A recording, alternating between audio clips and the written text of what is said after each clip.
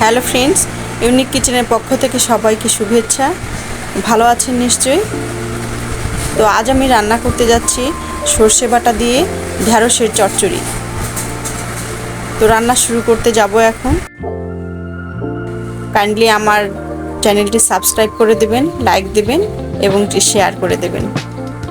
তো ঢ্যাঁড়সগুলো আমি এভাবে কেটে নিয়েছি, আগে ধুয়ে ভালো করে ধুয়ে নিয়েছি এবং ধোয়ার পরে কেটে নিয়েছি।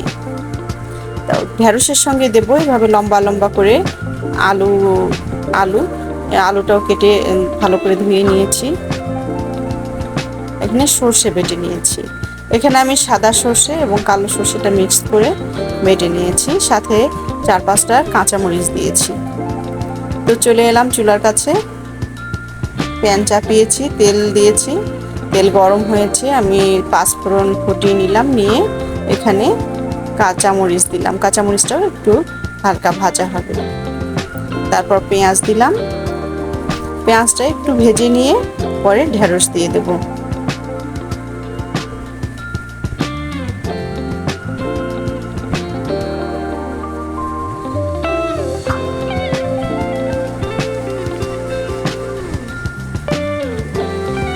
পেঁয়াজটা ভাজা হয়ে গেছে।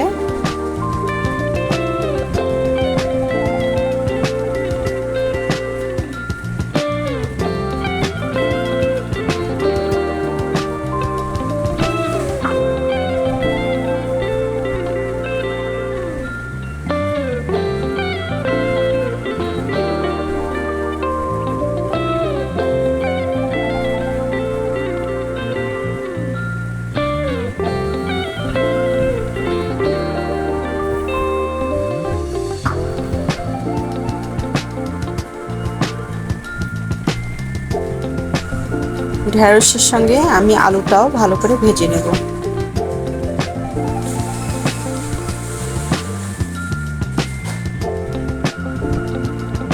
লবণ হলুদ দিয়ে দিয়েছি।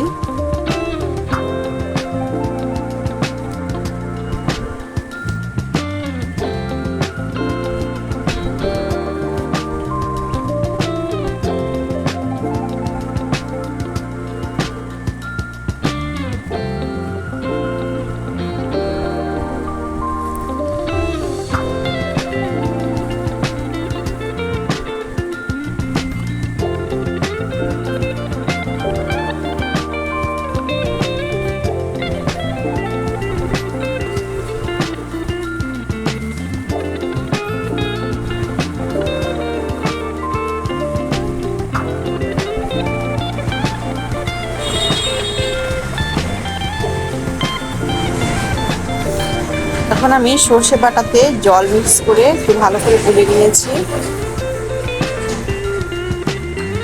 উপর থেকে জলটা দেব, নিচে যে সর্ষের ছিটিটা থাকবে এটা ফেলে দেব। আমি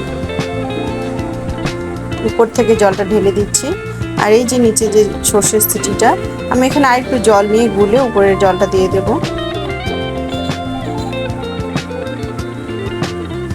আর এই নিচের ছিটিটা ফেলে দিয়ে দেব।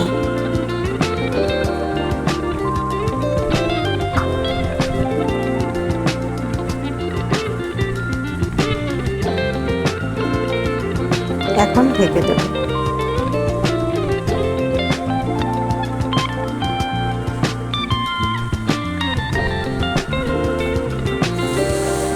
চচ্চড়িটা প্রায় হয়ে এসেছে। আমি এখানে টেস্টের একটি ব্যালেন্স নিয়ে আসার জন্য আমি হাফ চামচেরও কম একটু চিনি দিলাম।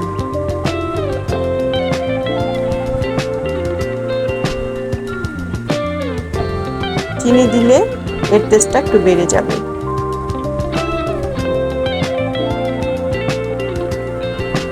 তরকারি হয়ে গেছে, এখন আমি নামিয়ে নেব।